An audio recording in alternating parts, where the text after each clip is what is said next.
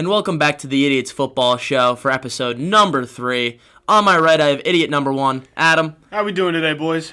On my left, I have idiot number 2, Goodman. How's it going? Thanks for having me. And I'm idiot number 3, Zach, your host. So let's get right into it. So we're going to start the first segment of the podcast here. We're going to talk about all the games from Thursday to the 4:30 window on Sunday. So that covers about 14 football games of opening weekend. So first, we're going to start off with the Bills versus the Rams. Now, this was a great way to open up the season. Obviously, you have two Super Bowl contenders for this year, previous Super Bowl champion in the Rams. Should be an exciting game. And you know what? The Bills came out and absolutely clowned the Rams in this game. It was unbelievable. I mean, 7 sacks by the Bills. You know what? That's enough to win anybody a game, nonetheless, against the world champions. That was huge. And the fact that they only really let Cooper Kupp get it going on offense, that really helped the Bills create this winning story and carry a lead all the way into the third, fourth quarter. The Bills look like a very stout team. They're very strong, very capable of, kind of spreading the ball out on offense. Josh Allen looks just as good as he was last year, if not better. I mean, this team is really spectacular and exciting to go on, for this season. And they could very well be the Super Bowl champion of this year. Now, just to talk about the Rams a little bit, I'm a little hesitant to say anything about Cam Akers because I don't know what happened. I mean, the guy only had 3 carries and no yards for the entire game. 0 targets, 0 receptions. I mean, it's difficult to be the quote-unquote number 1 back or even to be splitting time with Darrell Henderson, as per reports have said. And clearly, I mean, Matt Stafford had more rushing yards than him in the first game, and that's something you just don't want to say. It's hard. I don't know what's happening right now. It's a very weird situation, and to be honest with you, especially in fantasy football, I'd say I'd shy away from both players currently. Yeah, I mean, I think the Rams, one of the problems for them is they played such a predictable game. They just targeted Cooper Kupp 13 receptions and probably more targets. I'm not sure. I don't have that number. But, he had 15. So, they targeted him 15 times out of the 41 times that Stafford threw the ball. That's a little bit predictable to me. And he did have 128 yards, and it's certainly not Cooper Kupp's fault. I'm not saying that at all. But my point is that they really didn't use the guys they should have used, like Cam Akers, like Allen Robinson. Those are 2 really talented guys. They didn't get the ball at all. They've got to get those guys the ball, let them use the ball in space, because these are really talented players they have. You got to use them. Cooper Kupp's a great player. You've got to supplement that. I look at the Bills. I mean, you look at the Von Miller debut for them. He was excellent. Von Miller couldn't have been better. He was in the backfield all night long. He had, of course, the 2 sacks, but there were many other guys in that Bills defense, too. I like the Bills as one of the Super Bowl teams this year because they're so strong on both sides of the ball. And you have Josh Allen who can do it with his legs, can do it with the arm. He was among the best I've seen him. Josh Allen was just so good. Not that he's really always good, but that game he was excellent. So the Bills just played a more well-rounded game than the Rams did, and they got the win because of it. You guys said it all. I mean, we knew how good the Bills' offense was going to be this year. The only question was really how good that defense was going to hold up against top offenses like the Rams, and they just proved it. Like the whole game, all 4 quarters, they did not let up at all. And now for everybody else playing the Bills this year, you got to be worried about how good they are on both sides of the ball. It's incredible. That Bills defense is coming out with a vengeance here, especially a team that had no Pro Bowlers on the defensive side and having the number 1 ranked defense in the league last year. Yeah. There's something to say for that. So, now we're going to move on to game number 2, the Eagles versus the Detroit Lions. So we had an Eagles game on this Sunday, and it was absolutely phenomenal. What a great game, 38-35 being the final score. Sadly, I did lose my lock of the week on this game at minus 3.5 towards Philadelphia. But you know what? It was an absolute show. We got to see a lot about both of these 2 teams that had a lot of question marks about them coming into the season, and we really got to understand a little bit more about both teams. Now, on the Philadelphia Eagles side of the ball, obviously, the offense seemed like it was kicking. What a phenomenal run game they had. They had multiple rushers with 90-plus yards. Every single rusher on the team scored a touchdown. Miles Sanders, Jalen Hurts, Kenneth Gainwell, Boston Scott. Everyone scored. They were giving out free touchdowns in the rushing game. It was crazy. I mean, the passing game still needs some work. Jalen Hurts, very inaccurate. He threw about 60%. It was not very efficient. You saw him throw a lot of ducks. There were some balls that I was happier that hit the ground before they got to the receiver. I mean, his question making in the passing game felt a little interesting to say the least. I mean, it was very questionable, and honestly, that's something I need to see him kind of progress on later down in the future, especially if we want to be the champions of the NFC this year. It's great to get the ball to A.J. Brown. We got to see how great A.J. Brown is this week. 10 receptions on 155 yards. That's awesome.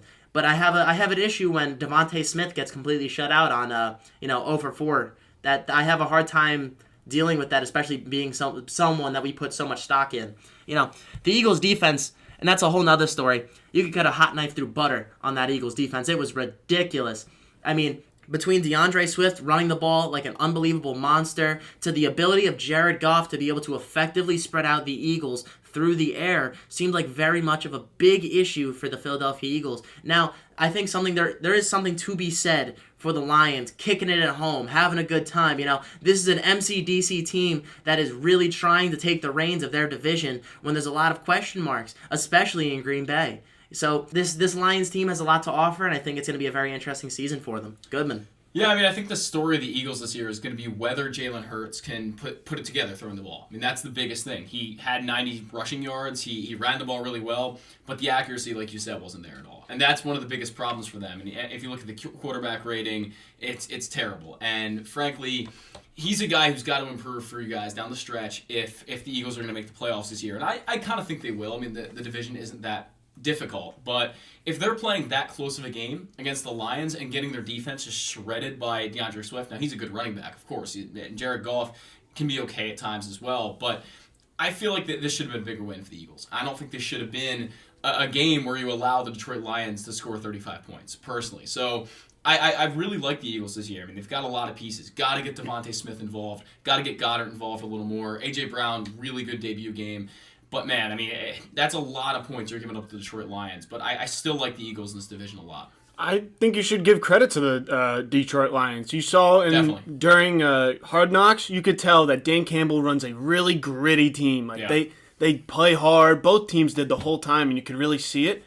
And the fact that even though they were down pretty much the entire game, they kept fighting back. They were still only down a score through the entire game, and through the fact that Jared Goff only had 215 yards on the air, didn't play that well of a game either. It was all the running game, and that's one of the more fun games to watch sometimes when both teams are able to just run the ball like crazy through each other. It was a great game to watch, and for both defenses, they definitely have a lot of question marks to solve. But it is the first week, so you could give them a pass. As an Eagles fan, there are a couple of things I would like to say. I personally was not a fan of the special teams unit this week. I think that was something that was a little glaring for me, and I saw there were just a lot of mistakes. They didn't look coordinated, and I'm personally not a fan of that, especially for an Eagles team who's had very good special teams in the past 5-10 years. And, I'm really a fan of Jalen Hurts. I really like him. I'm really a big supporter of him. Oh my God, his rushing game is unbelievable. He's a very, very effective runner, and that's great thing to watch, especially on anytime there's a 3rd and 10, 3rd and 5. Put the ball in his hands. I'm very excited to see what's going to happen because most of the time I feel like we're getting that first down. But there's a lot to be said that needs to be done with his passing accuracy. And finally, I just want to leave off on one note. Giants fans, I hope you're happy. You gave us a great player. Scored a touchdown week 1. Thank you, James Bradbury. Thank you, the New York Giants. Now we're going to move on to our next team here. We're going to talk about the 49ers versus the Chicago Bears. So this game, I'll be honest with you, was extremely underwhelming. There was an unbelievable amount of weather condition in this game between the whipping winds, the storm. I don't know if you guys saw any of this game, but Jesus Christ, the guys were sliding around in the field like it was a slip and slide. I didn't know what they were doing. But watching this game, it was just a bad game. Trey Lance didn't look good. Justin Fields didn't look good. Nothing was efficient throughout the game. Obviously, Deebo Samuel's got a touchdown because why wouldn't he? He's kind of the star of that offensive show. And, obviously a big injury in Elijah Mitchell on the 49ers. Their running back situation is going to get a little weird now. We'll see what happens in the future. But personally, I'm just not a fan of Trey Lance. Trey Lance straight up did not look good in this game.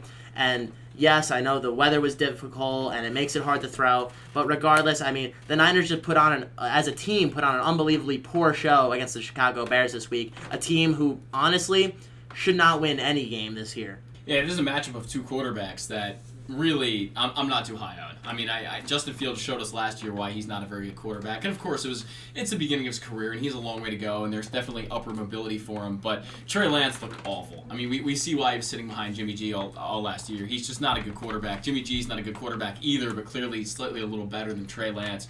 At least based off this first game, a quarterback rating of 50.3. Didn't have any accuracy, had an interception, 13 for 28.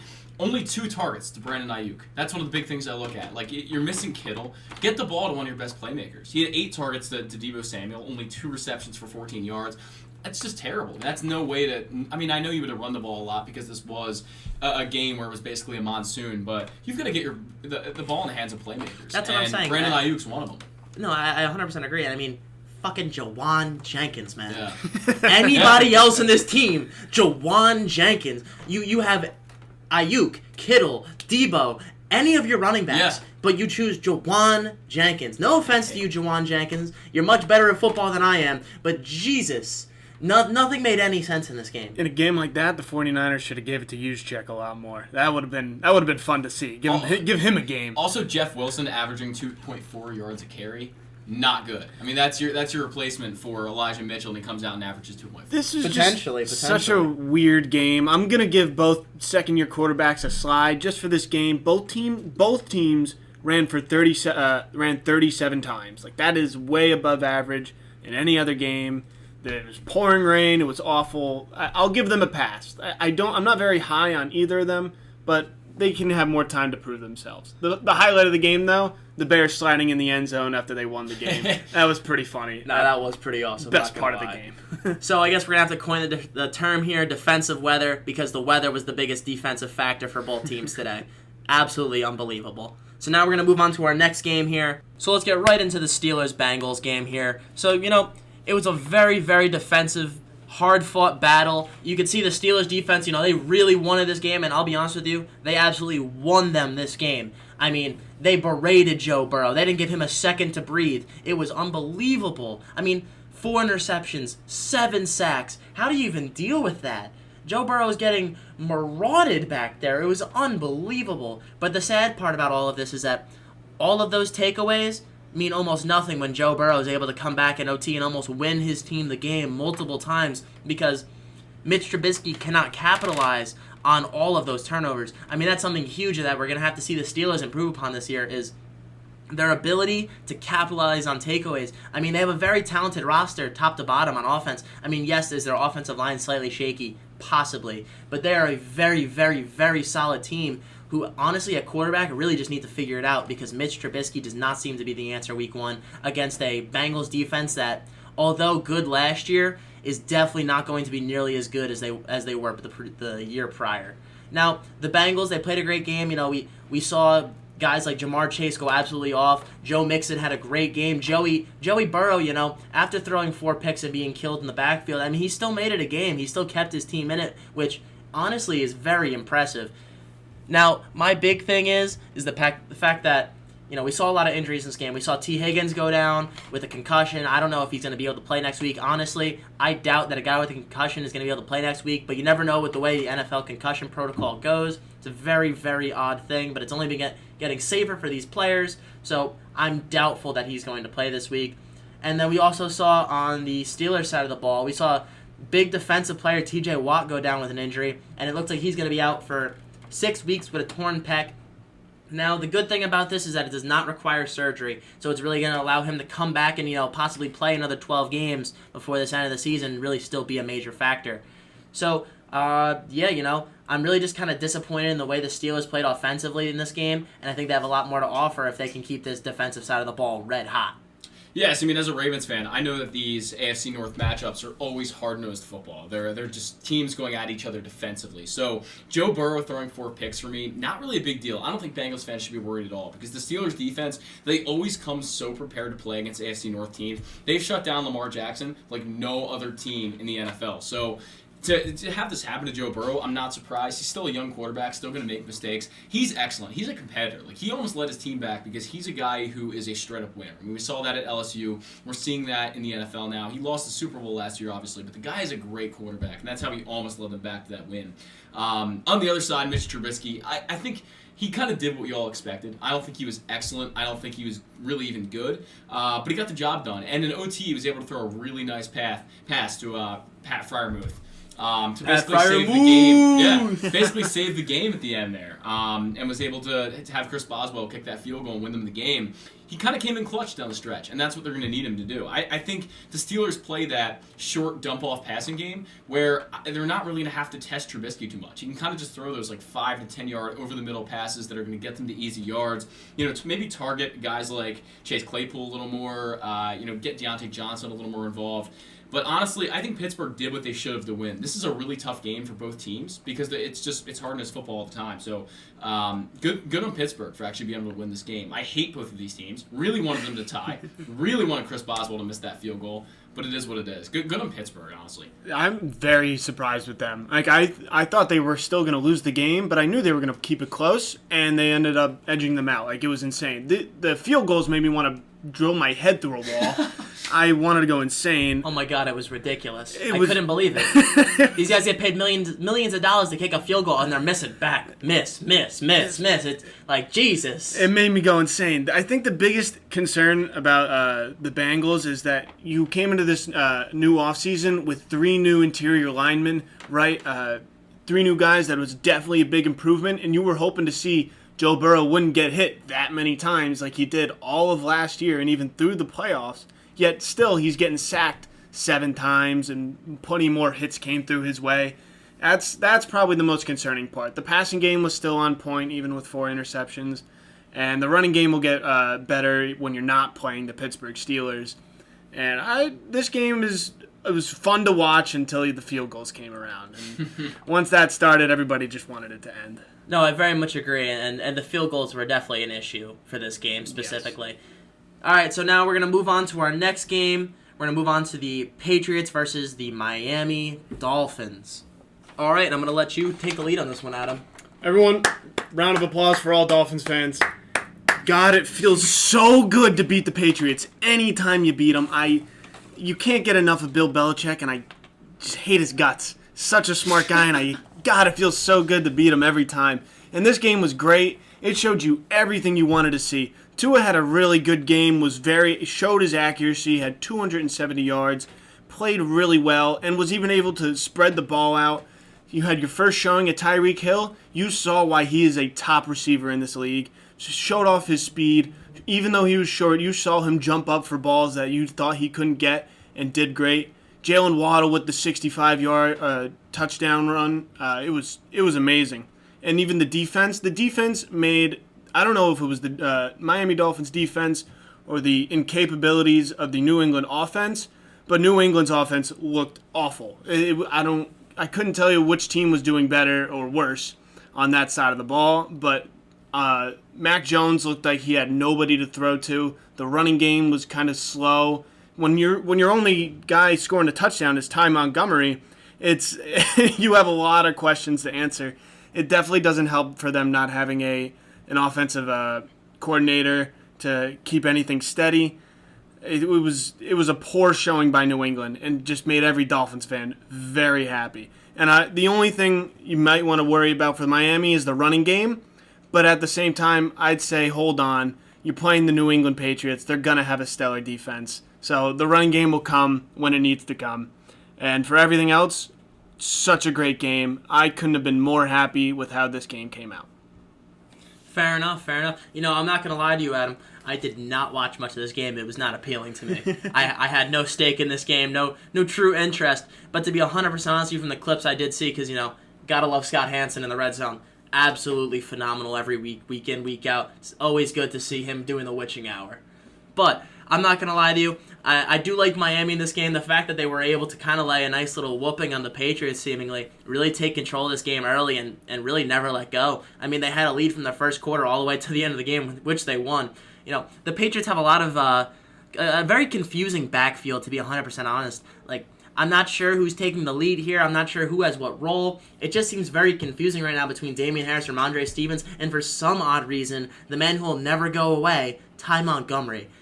It's a very odd situation. Now, actually, I think there's less to figure out at receiver because they're just going to spread the ball out no matter what. it doesn't matter what receiver's getting it. They're all about the same skill level. But at the running back position, it's a little bit more interesting. To be honest with you, I'm actually happy to see Miami win. It's good to see them win. Tyreek Hill played phenomenal. And you know what? I'm going to put a bid in for best celebration of the year. Doing the waddle in the end zone, definitely my favorite. I'm not going to lie. That was a very, very awesome thing to watch. And now, I'll send it over to you, Gilman. What you think? Yeah, so this game to me felt like the change of power in that division, where Miami's finally taking over as the most powerful team in the East. I mean, you look at what they did against the Patriots and won by 13. It was a pretty commanding win, and they let Mac Jones do basically nothing. This feels like a change in power to me, and it was pretty cool to see. I'm going to stop you there. You got to remember the Bills are also in this division. They are, but this is the Patriots have dominated this division for so long, and the Bills. I think the Dolphins are going to be right up there with the Bills. I mean, they're going to be right up there. If they play like this every week, the weapons they've got now, Jalen Waddle, Tyreek Hill. I mean, man, they're going to be right there. And even if they don't win the division, they're still right up there. And as far as the power rankings go, there. Look, the Patriots, they've really got nothing on offense. Their running backs are okay. Damian Harris is a fine player, and he had a great year last year. But I wouldn't say he's one of the top running backs in the league, despite the numbers, really. And then the receivers. I mean, Jacoby Myers is their number one. That's really rough. So maybe the Miami Dolphins defense had a little bit of leeway because of that. But man, I mean, they played a really good game. It was good to see. Love the Tua coming out party too. I felt like that was Tua actually being who we expected him to be when he came out of college. So love seeing that. Love seeing Tyreek Hill and Jalen Waddle go off as well. And I gotta go for just the play of the game. The interception of Javon Holland after Xavier Howard tipped it out of ex-Dolphin player Devontae Parker, went right in Holland's hands in the end zone. Made me the happiest man in the world. The play of the game.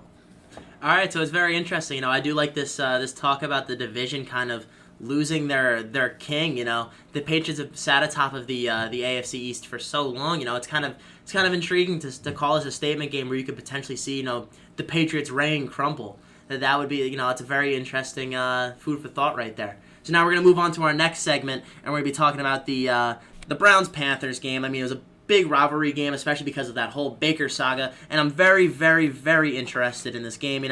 Obviously it was a great game. We saw the Browns pull it out, and not only pull it out, but actually hit their spread at one point, at -1.5. So go Cleveland for that. But I gotta say, Baker, his play was quite underwhelming. I'm not gonna lie. I'm a little bit more intrigued of the storylines about Baker than I am actually watching Baker. It's more entertaining to just read and listen to the drama than anything else. Because the Browns, honestly, especially looking at the box score, you could see how they dominated the ground game here, and they really had not a ton of issues, making sure that they could defensively beat down Baker. I mean, for crying out loud, it felt like every time I saw that game, they were getting close to him, hitting him. I mean, they had 4 sacks. They really were not letting Baker have too much of his way back there. Yeah, did he play okay? Sure, 235 yards and, a touchdown, a pick. Sure, he played okay. But honestly, he was underwhelming. And Christian McCaffrey, another player we expected a lot out of this year, quite underwhelming. Having only 33 rushing yards really was kind of a shock.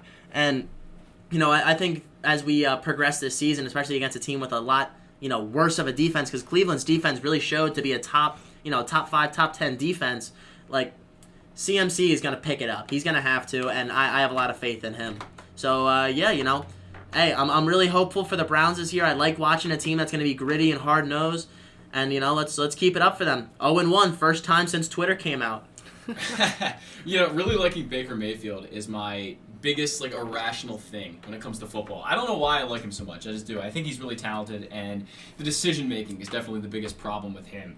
And that it looked like that again. He was an okay quarterback on Sunday. He was okay. That's the best way to describe him. And this is a game where he should have had the emotions running high, and he should have been playing at his best because he was playing the Browns. I didn't think he did. I didn't think he played that well at all. Christian McCaffrey really underwhelming, as you mentioned. Robbie Anderson looked really good. Got to target DJ Moore, get him a little more involved as well. But the Browns, they surprised me, honestly. I mean, guys like Donovan Peoples-Jones, I said I really liked him before the season started. He had 60 yards receiving on 11 targets. Pretty solid start for him.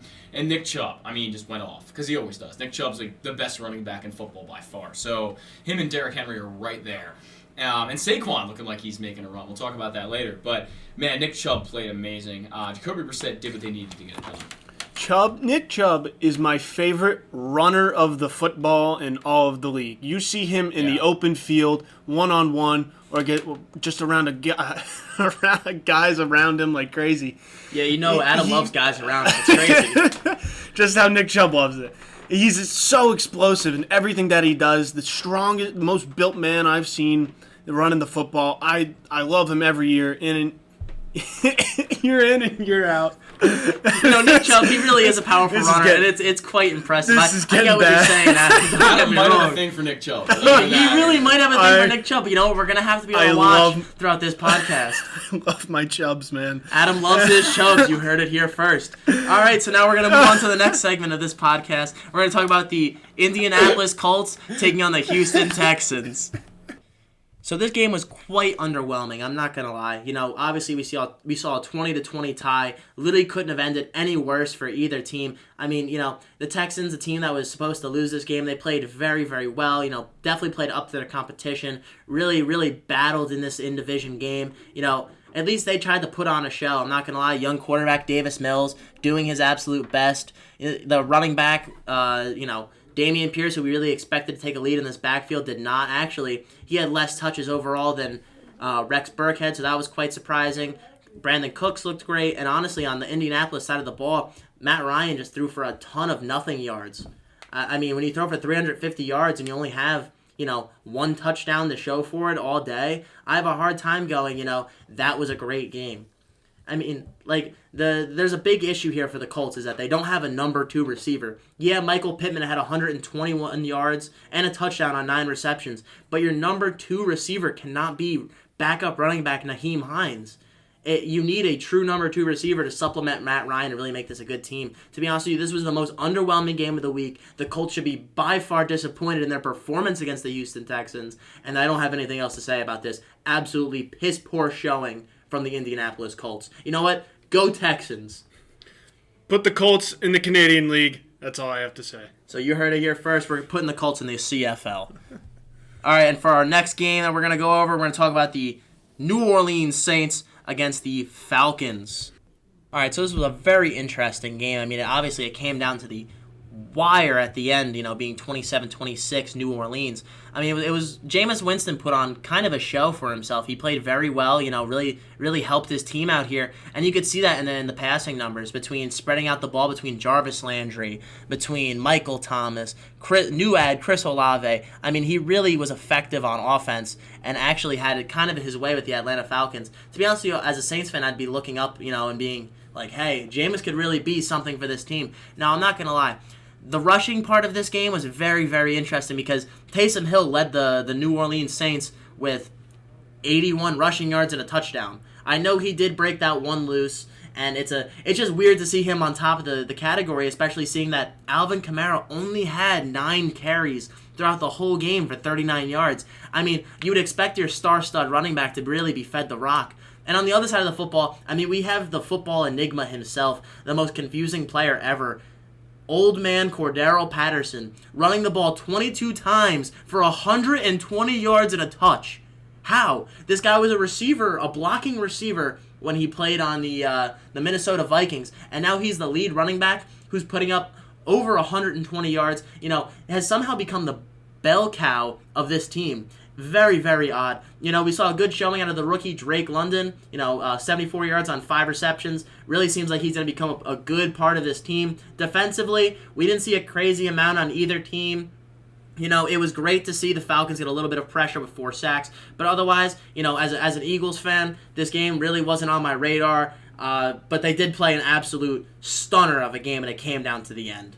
Yeah, I mean, like you said, it's kind of a weird game. A lot of guys doing interesting things, like Cordaro Patterson and Taysom Hill, 2 guys that are not the most traditional running backs in the world, having really, really good games on the ground. I mean, 81 and 120 yards, respectively, there. But Jameis Winston, he's okay. He's not bad at all. Quarterback rating of 111. He did pretty solid for them. And I think he's one of those guys, kind of like Ryan Tannehill for the Titans, where he does just enough. He does just what's needed to kind of get them over the hump. And honestly, I would have liked to see the Saints run away with this game a little bit more. The Falcons, have Marcus Mariota, quarterback, who really hasn't been relevant for a long time. So it's kind of concerning to me that this was only a 1-point win by the Saints. But man, I mean, Jarvis Landry looked good. Michael Thomas finally coming back and actually he's healthy for once in his life. And he looked pretty good, man. He 2 touchdowns. I mean, put up 57 yards in the air. And then Alvin Kamara, hopefully they get him a little more involved next time. But Jameis did just enough, and that's why they got that win. Falcons fans, I'm sorry for you guys. I know this one hurt. I just can't explain how you do it. You go into the fourth quarter up 23-10, and you even kick a field goal to go up 26-10 in the fourth quarter, just to give it up in 11 minutes. It's amazing. They're really one of the only teams in the NFL that has been able to consistently do this. It seems consistently. Seems like they're cursed. They have to be. I feel sorry for them. The Saints, congratulations for coming back the entire way. The passing game was definitely on point, and I expected it from Jameis Winston. He's a great player who can distribute the ball around thoroughly, and now that hopefully he can limit his turnovers, he can become a better quarterback in this league. And my question mark is Alvin Kamara. I don't know where he went that entire game. It surprised me. How many touches? Only 9 touches the whole game for 39 yards. I think he also did have 3 receptions. He did. And 3 receptions? 12 touches in the game, only having about 50 yards is really underwhelming for a guy of his caliber. Yeah. He's your best or second best skill player on the team. You think he should definitely be getting the ball a lot more, and yet did in that game. The only off thing about that game, if you did watch this, it was a very entertaining game. And congrats, Saints, Falcons, you're the same. And I just want you, you Atlanta Falcons fans to know that we will be keeping track of every time the Falcons get ran up like this, where they're up by a significant amount and just crumble away in the fourth. All right, so we're going to move on to our next game here, the Baltimore Ravens versus the New York Jets. Goodman, I got to hear your take on this game. Yeah, I mean, it got the win, 24-9. I mean, that's a pretty commanding win. A horrible first half for the Ravens. I just want to start there. Lamar Jackson didn't look at all hot in the first half, and that's fine. I mean, he didn't play in the preseason at all. He came out, looked really rusty. The accuracy was off. Guys were dropping balls everywhere. Number 1 receiver right now, Rashad Bateman, dropped an easy catch on 3rd down. Just it didn't really make it easy on Lamar Jackson. And Mark Andrews really couldn't find any open lanes until like the end of the second quarter, into the third quarter. So the first quarter was really rough. The offense looked like it was kind of stale. Kenyon Drake didn't really do too much. Mike Davis, Justice Hill couldn't really get anything going on the receiving end. But the Baltimore Ravens defense, even in that first half, was just locked down. Just super, incredibly good. Guys were making plays everywhere. Marcus Williams, who they acquired for $70 million this year from the Saints, he had 12 tackles, and he had an interception that was, the receiver slipped, but he made a great play on the ball. All over the field all day. Chuck Clark played a great game. Patrick Queen, almost his coming out party. The first half didn't go well on the offensive side, but went great on the defensive side. A lot of guys showing out. Second half, the Ravens come out, and they kind of looked in form. They looked like the Baltimore Ravens. They put up 14 in the third quarter. Mark Andrews was getting catches all over the place. Huge deep ball to Rashad Bateman, 55 yards. It's the second longest throw in the air of Lamar Jackson's career, and it was actually the longest ball thrown by any quarterback all day on Sunday. So Lamar Jackson threw an excellent ball there. Devin Duvernay caught 2 touchdown passes. A guy that was a third-round pick a few years ago, a guy that really needs to show out for the Ravens this year, and he did. He made a couple great catches and had 54 yards, 2 touchdowns. I'll take that all day. What they need, the Ravens right now, is just one more guy on the receiving end that can get open for Lamar Jackson, because I didn't feel they had that. This is a fine game. Lamar played pretty well, threw 3 touchdowns, so I can't really complain. But the Ravens' offense has got to evolve a little bit, and I'd like to see them, kind of shut down teams earlier in the game instead of just coming out in the third quarter and doing it. So for me, bad first half, great second half. Dolphins are going to be a tough test this next coming week, but I like some of the things I saw. So hopefully Rashad Bateman and Mark Andrews can put up even bigger games next week and help carry the Ravens to a win. And we really didn't see it be too big of an issue, especially just looking at the box score this week. But another receiver really would have been helpful in this game, as it sounds. And to miss out on a guy like Jarvis Landry, who had been there in the offseason for so long, I can't believe it. And it's really gonna. I think that is really gonna peak its head throughout the entire season of that kind of mistake of just not trying to go after and get another receiver. I did see Sauce Gardner's numbers, and this is a guy I do like to follow, because Personally, I'm from the New York, New Jersey area, the tri-state area, and I really do enjoy watching the Jets. Personally, I'm all for Sauce Gardner, and he had a phenomenal game against the Baltimore Ravens. And I think the Jets have a lot of opportunities here, but with maybe as the elite Joe Flacco, having him at quarterback doesn't help anybody because we all know he's no longer elite. He's no longer even being questioned to be elite. Joe Flacco is washed up. We got to see Zach Wilson get back in this offense, see what it can really do because obviously, we know that's going to add a whole nother dynamic to this team. Now, something that needs to be discussed is the fact that Michael Carter ended up taking over the majority of this backfield, and Breece Hall taking kind of a back seat to Michael Carter. This is something I had mentioned in the earlier offseason. Clearly was not reflected in any fantasy football things, as Michael Carter most likely is a running back that is almost, if not on the waiver wire, and could be a guy you could be looking to pick up this week. But personally, Michael Carter is someone I really enjoyed watching last year, and I'm happy he's getting the ability to take the role in this backfield. Yeah, and Breece fumbled too, by the way. He had a pretty did he really? fumble. Chuck Clark punched it out, and it was pretty bad. So, that's definitely something I think the Jets are going to take into consideration next week. Coming into this season, I was actually very high on the Jets for as good as the Jets could be. I thought they could be a 7-win team and be kind of shocking and make some couple good wins. But after MILF loving Zach Wilson got hurt in preseason, you're not going to win games with Joe Flacco. You're just not. You can't, especially when he's throwing almost 60 times in one game. I'm sorry, you're not going to win the game. But they need that Zach Wilson energy back in the field. They do. He really does offer something completely different than Joe Flacco and gives a spark to this team. I think that, upon getting Zach Wilson back in the next few weeks, they'll really see something change in this offense, and the defense will be able to shine a little bit brighter than they have previously. And I like the Jets' defense. They did well against the Baltimore rush. Baltimore only had 63 rushing yards on the day. That's pretty impressive. And keeping the game pretty close for the first half. That I was very impressed with that until it obviously got out of their hands. So the Jets have a lot to look forward to, but over these next few weeks, not much at all. All right, so now we're going to move on to the Jaguars versus the Washington Commanders. Now, it's the first game for the Commies' new quarterback, Carson Wentz, previously of the Philadelphia Eagles. There is a guy I do know a thing or two about, and I'm going to be honest with you guys. He had a pretty decent showing, passing for over 300 yards, 4 touchdowns. Now, he did have 2 sloppy picks to 2 defensive linemen, which, I'll be honest with you, was kind of funny to me, especially when you're playing Jacksonville. But he really did put on a pretty good game for this team and help them, really lead the Washington Commies to victory. Now, we saw a pretty good passing attack this week.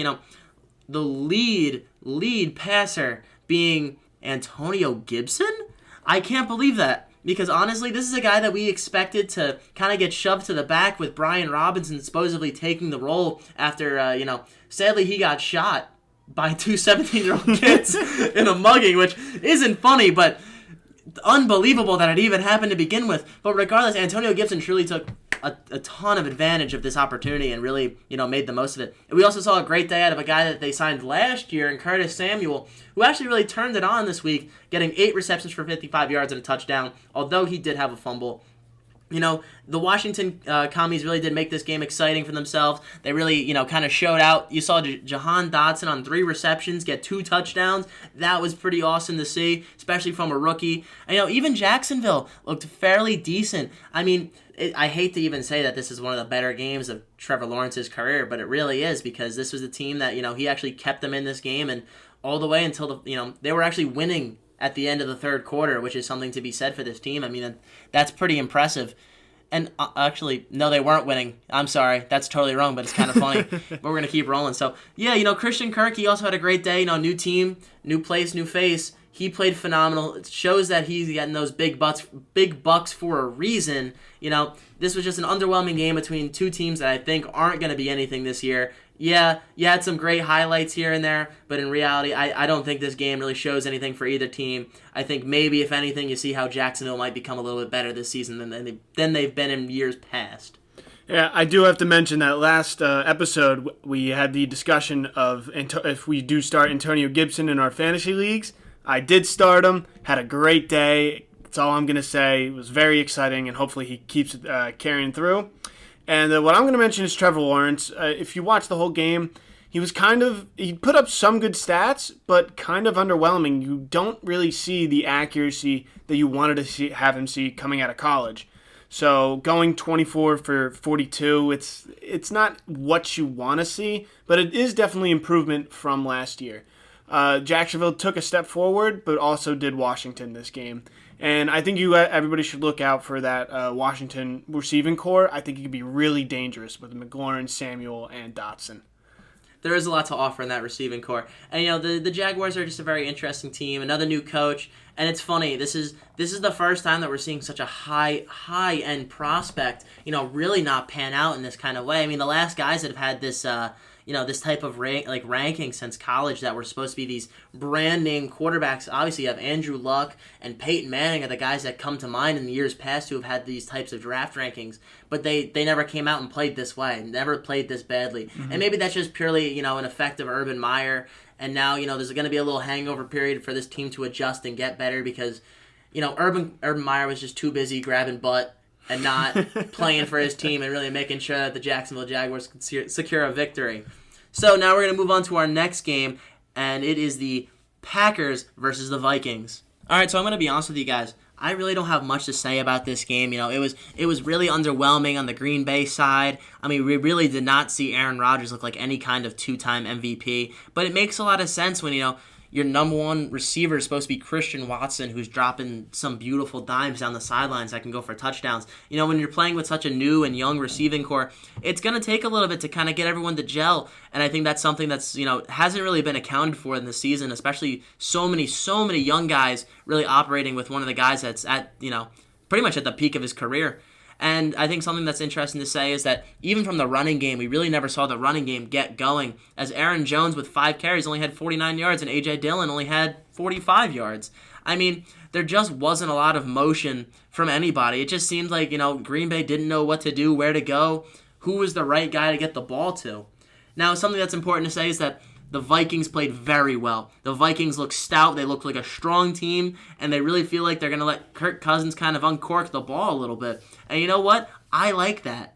And I'm going to be honest with you. I'm a big fan of Justin Jefferson. As an Eagles fan, every time I see that clip of them laughing at the Eagles, you know what? They deserve to, because Justin Jefferson is that guy. I mean, he damn near had 200 yards and 2 touchdowns in the home opener on less than 10 catches. I mean, that's pretty damn impressive.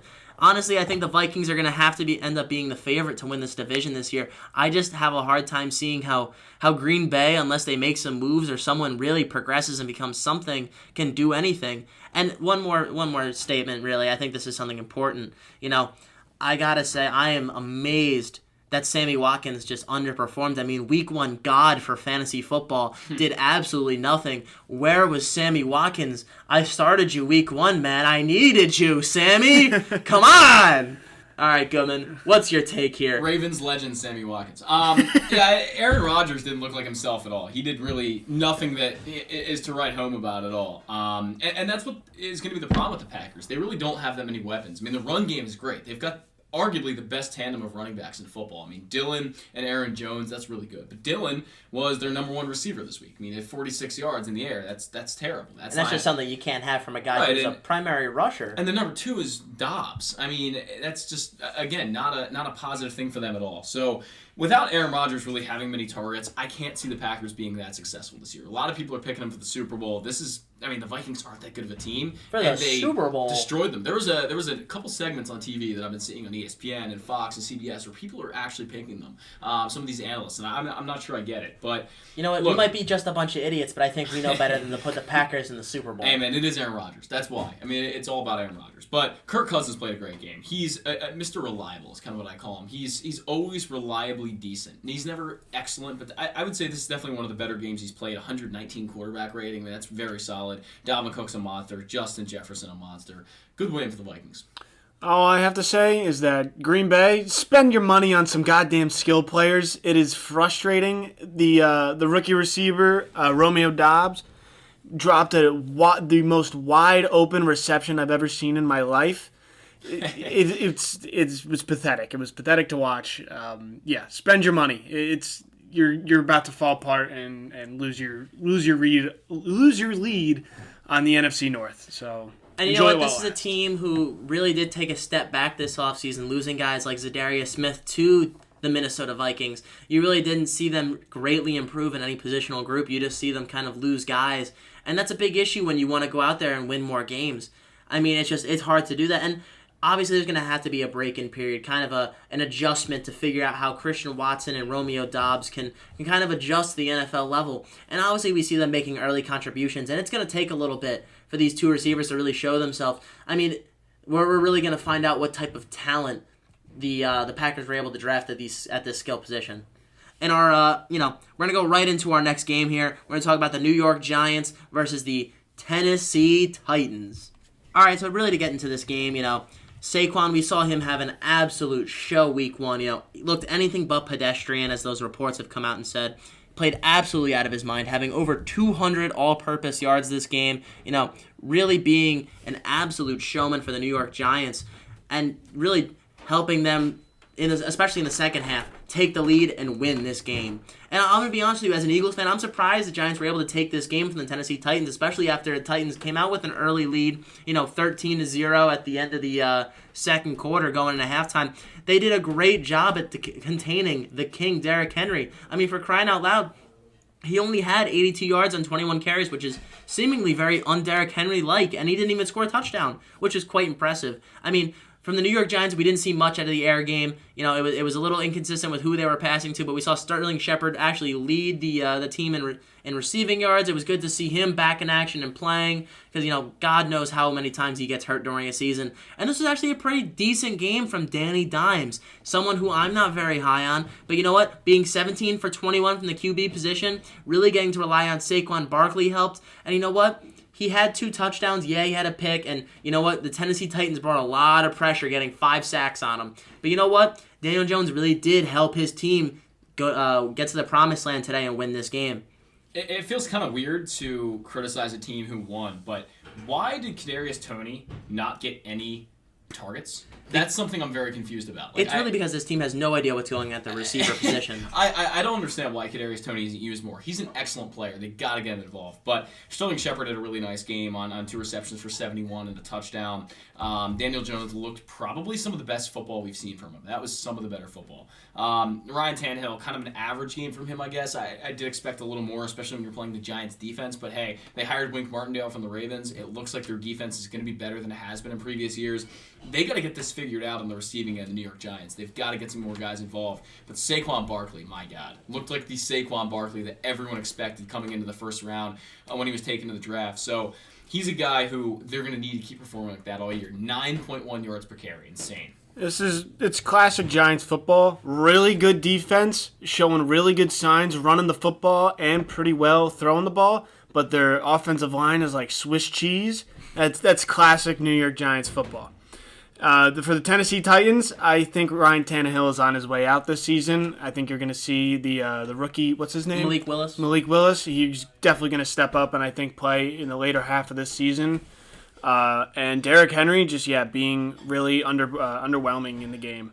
And when Ryan Tannehill is going towards his second backup running back, Hillard, for second in receptions and yards, that's really concerning for this team. And, Yeah, I mean, I guess we'll have to see what Robert Woods and, Treylon Burks can do next week. So now we're going to get into our next game here, the Raiders versus the Chargers. All right, so this was a game where we actually saw, a pretty underwhelming performance by Derek Carr. I mean, he had decent pass numbers, but my big issue is the fact that he threw 3 interceptions and really just couldn't help himself. I mean, yeah, he did get sacked 5 times against a very, very stout Los Angeles Chargers defense, but he had a hard time really getting it going to anyone else that was, not named Devontae Adams, as he had 10 receptions, 141 yards and a touch.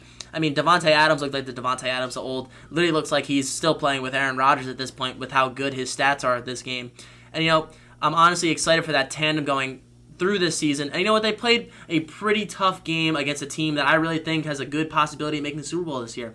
this is something that I think, shows up pretty good on the, the Raiders record. They're actually going to be able to hold their heads high and go, we played a pretty decent game. We hung in there. We actually made this a game.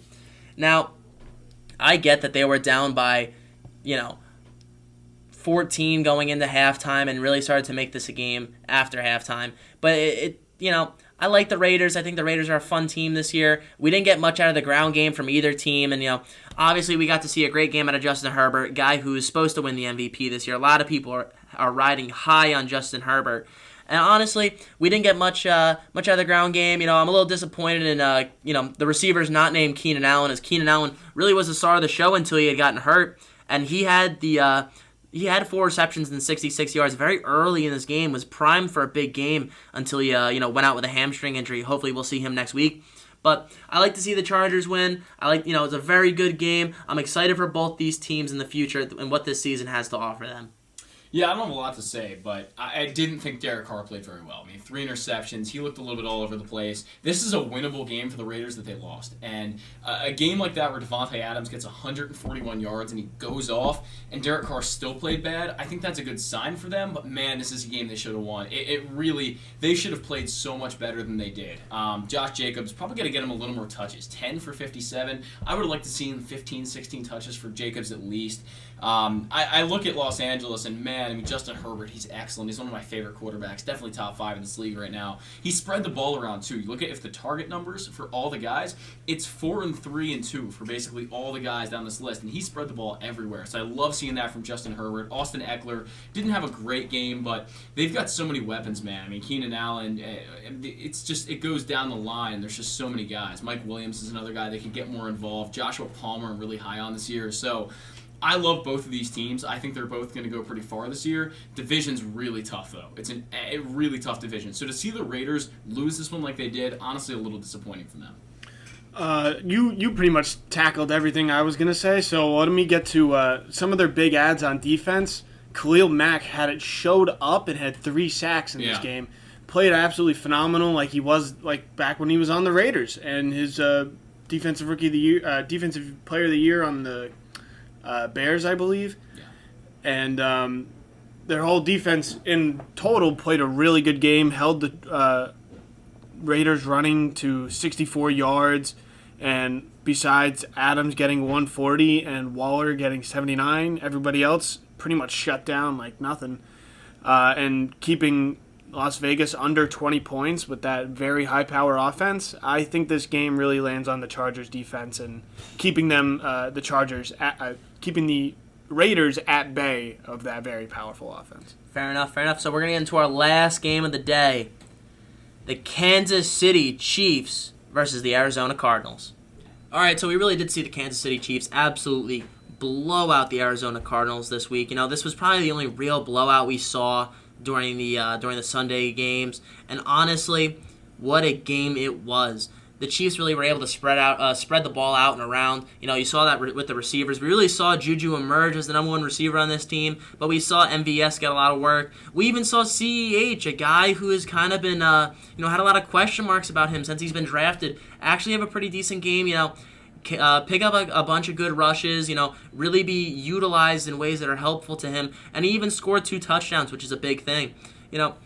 Obviously, Patrick Mahomes looks like Patrick Mahomes. He threw for 360 yards, was 30 for 39, had 5 touchdowns, no picks. You can't ask for anything better. Has a damn near perfect passer rating in this game. And honestly, the Arizona Cardinals were very underwhelming with Kyler Murray, Kyler Murray doing the most he can in a game where it seemed like he was defensively shut down, which was kind of impressive for a guy that you just paid all this money to and you really expect him to be the number 1 guy. The rushing attack was very weird.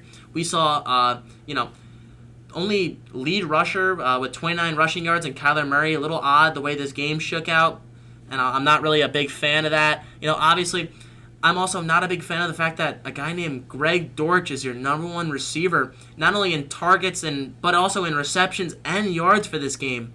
It seems a little weird. I know you have A.J. Brown, Andy Isabella, and even traded for Marquise Brown, but to let Greg Dortch be your number 1 receiver in a team that seems so stacked at the wide receiver position seems a little odd to me. I'm not really a big fan of that, and to be honest with you, I think maybe we saw the Cardinals trying some things out in this game as They clearly couldn't get anything going from the get-go. And I think the biggest thing that we need to think about for the Cardinals going forward in this season, especially because they're going to be on Hard Knocks later this year with the mid-season Hard Knocks, is does the head coach get fired? Does Cliff Kingsbury get fired during Hard Knocks? Is that what we're waiting for? Because I think that might be something that comes up later in this season. Just, the Cardinals are a team with a lot of high hopes, and I'm really unsure if they're going to be able to come through and deliver on those high hopes this season. To me, this one's less about the Cardinals and more about Patrick Mahomes. 5 touchdowns, 144 passer rating. He was unreal. He looked like vintage Patrick Mahomes. That is, to me, what he is as a quarterback. And Kyler Murray didn't even play a bad game. He was fine. Like, he didn't play his best game of his career, but he was perfectly fine. And they're missing guys like DeAndre Hopkins, so I get it with Arizona a little bit. But this is more about the Chiefs to me.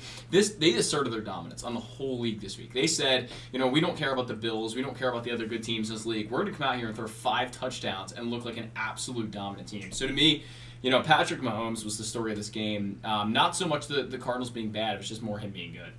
I do agree, but I have one issue with what you said. Honestly, I really think this is showing something about the Arizona Cardinals because they're supposed to be a team that's supposed to be competitive with the best of the best. Yeah. And again, going against the Kansas City Chiefs, a team who has seemingly been depleted year after year on the defensive side of the ball, to be able to hold Arizona to 21 points, really to be able to hold them to 7 points until the fourth quarter when it started becoming garbage time. I mean, for crying out loud, nothing looked impressive on the Arizona side of the ball. Not really. And I have a big issue with that, where this is supposed to be an offensive powerhouse team, not being able to produce on the ground, not being able to produce through the air, and really just struggling at all points of the game on offense.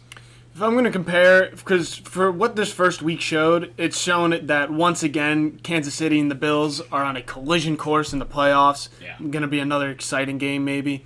But between that, the Bills and the Rams game, where the Bills were the team that had their defense show out and shut down the other team, this was more of a game that Arizona's offense couldn't show up and play. And as you said, they're missing DeAndre Hopkins and Rondale Moore, which will definitely be big additions when they come back. But Arizona's probably going to take a step back this year, and Kansas City's just going to keep rolling even without Tyreek Hill. All right, and that's the end of our segment about going over all the NFL games that happened this Sunday, except for the Sunday night and Monday night game, which will be coming up on the next podcast. All right, so our last segment of the day is going to be the theme of the week. Now, this is something that I've always wanted to do, I've always wanted to talk about. So I believe each week there's really a theme amongst every single game. There's something that kind of connects every single game that happened on Sunday, and I think it's kind of cool to look at that and analyze it. And I think something big that we saw this week specifically was missed field goals. And not even just missed field goals, missed game-winning, absolutely super important, cannot miss field goals, shanked, missed, blown. Absolutely terrible performances by the kickers this week. And this is something that I know Pat McAfee prides himself on, is how good the kickers have become through the past, 20 years, especially with field goal accuracy.